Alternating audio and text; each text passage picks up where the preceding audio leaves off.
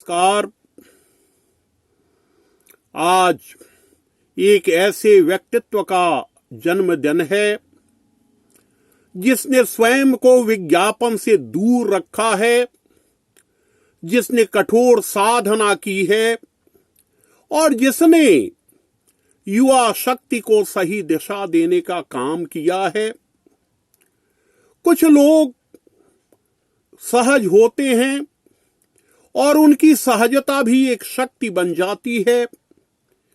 हमारे बीच हमारे अपने हमारे आत्मीय पंडित चतुर्भुज मिश्र एक ऐसे ही सहज व्यक्तित्व का नाम है। उनकी सादगी, उनकी शालीनता और उनकी सदाशयता से कोई भी प्रभावित हो सकता है। कभी किसी शायर ने कहा था कि खुशबू नहीं रही ये शिकायत तो आम है, खुशबू नहीं रही ये शिकायत तो आम है, क्यों खिल सके न फूल कोई सोचता नहीं। आज का विषाक्त वातावरण युवा शक्ति को दिग्भ्रांत कर रहा है। हमारे युवा भटक रहे हैं, कोई मार्गदर्शक नहीं है, मील के पत्थर चलने लगे। ऐसी ही स्थिति को देखकर कभी नीरज ने कहा था, उन बुद्धिजीवियों पर कटाक्ष करते हुए जिन्होंने अपनी नैतिकता खो दी थी, जो अपने कर्तव्य से विमुख हो गए थे, कि स्वर्ण की झंकार ने ऐसा किया है छल समय से, चातकों की प्यास भी बाजार में बिकने लगी है, सूलियों पर भी नहीं गर्दन हुई जिसकी कभी खम, वह कलम कुछ कुर्सियों के सामने झुकने लगी है। पंडित चतुर्भुज मिश्र की कलम कभी झुकी नहीं है, कभी रुकी नहीं है, कभी थकी नहीं। गांव में जन्म हुआ, खिरिया मठिया जैसे उस गांव में जहां विकास की किरणें उस समय तक पहुंची नहीं थीं।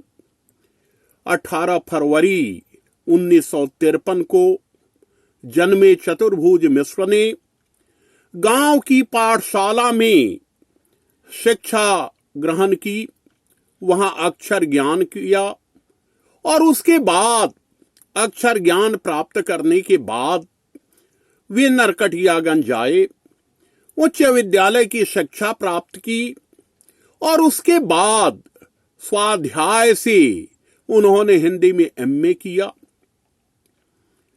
जब आजीविका की खोज में निकले तो पुस्तकालय में उन्हें नौकरी मिली।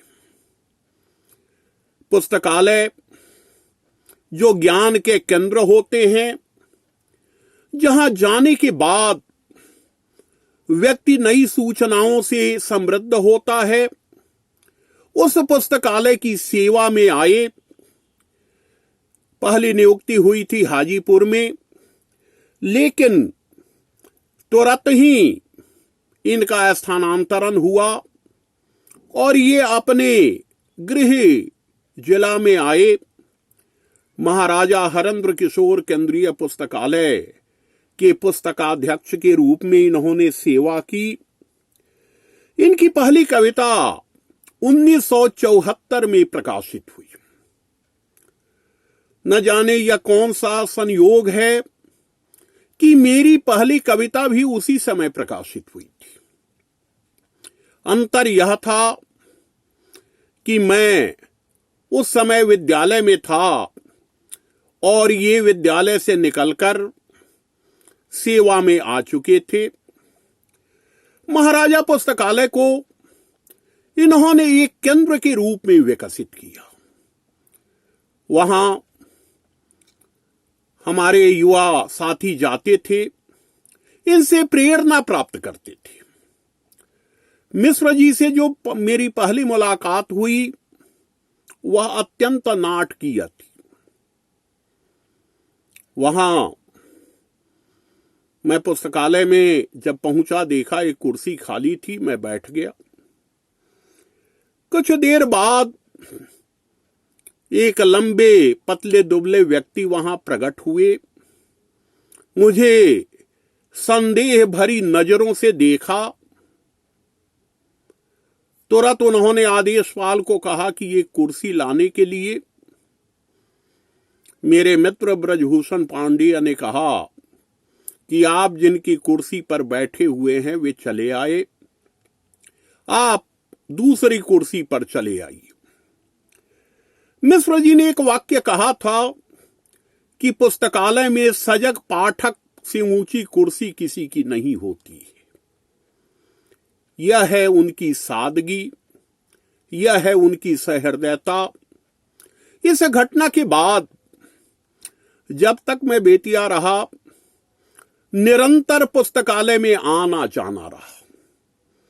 यह वह दौर था जब मिश्र जी साहित्य जगत में इस तरह मान्य नहीं हुए थे।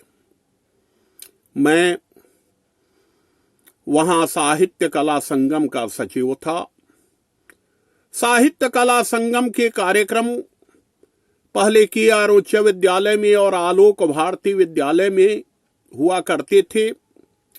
मिश्र जी के प्रोत्साहन से महाराजा हरेंद्र किशोर पुस्तकालय में भी हम लोगों ने कार्यक्रम शुरू किया।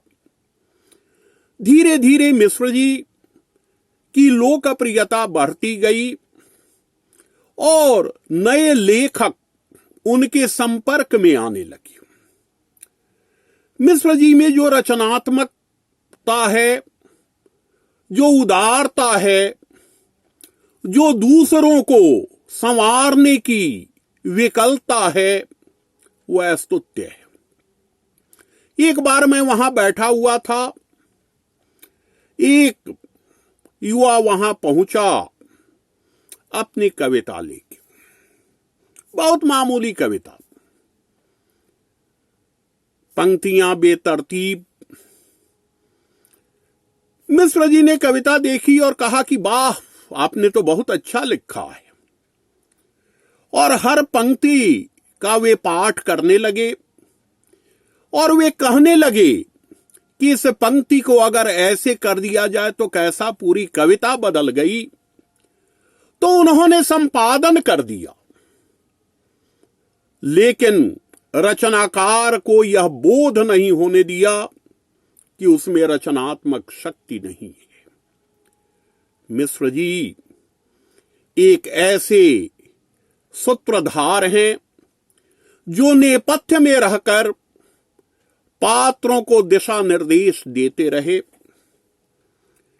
वे किसी विद्यालय के शिक्षक नहीं रहे, किसी गुरुकुल के आचार्य नहीं रहे, लेकिन असंख्य युवा, असंख्य विद्यार्थी उन्हें गुरुजी कहकर संबोधित करते हैं। बेतिया में यह संबोधन सिर्फ 2 व्यक्तियों को प्राप्त हुआ।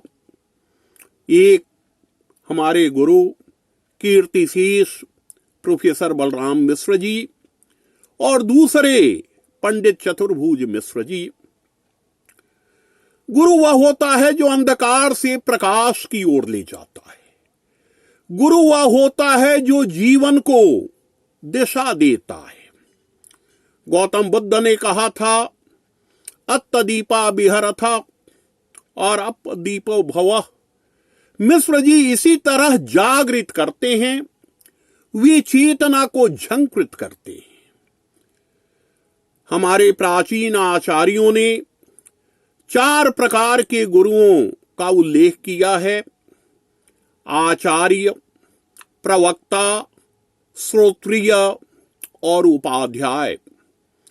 आचार्य वह गुरु होता है जो अपने विद्यार्थियों को अपने विद्या गर्भ में धारण करता है, उसी ममत्व के साथ जैसे मां शिशु को गर्भ में धारण करती है। मिश्र जी के शिष्य आज देश में फैले हुए हैं। मिश्र जी का व्यक्तित्व संस्थागत है। अनेक संस्थाओं के निर्माण में इनकी भूमिका रही है। इन्होंने अनुराग नामक संस्था का गठन कराया। ये क्षितिज के भी प्रेरक रहे हैं। साहित्यिक पत्रकारिता को भी इन्होंने बहुत कुछ दिया है। हिंदी और भोजपुरी दोनों भाषाओं में इन्होंने अपनी रचनात्मक क्षमता सिद्ध की है। कभी होरी का हालचाल और कभी सुनिए जैसी पत्रिकाएं निकालकर इन्होंने युवा रचनाकारों को एक सार्थक मंच दिया है। मिश्र जी जैसे लोग हमारे समाज के लिए, हमारे साहित्यिक परिवार के लिए प्राणधारा की तरह होते हैं। मिश्र जी का कोई उस्ताद नहीं रहा। इन्होंने अपना निर्माण स्वयं किया। जिस दौर में ये संघर्ष कर रहे थे वह आपाधापी का दौर था। वैश्वीकरण की लहर इतनी तेज नहीं आई थी, लेकिन उसकी आहट सुनाई देने लगी थी। उस समय इन्होंने अपने संकल्प से, अपने संघर्ष से अपनी साधना को दीप्त किया। इन्हीं जैसे लोगों के व्यक्तित्व को देखकर किसी ने कहा है कि मैं आप अपनी तलाश में हूं, मेरा कोई रहनुमा नहीं है।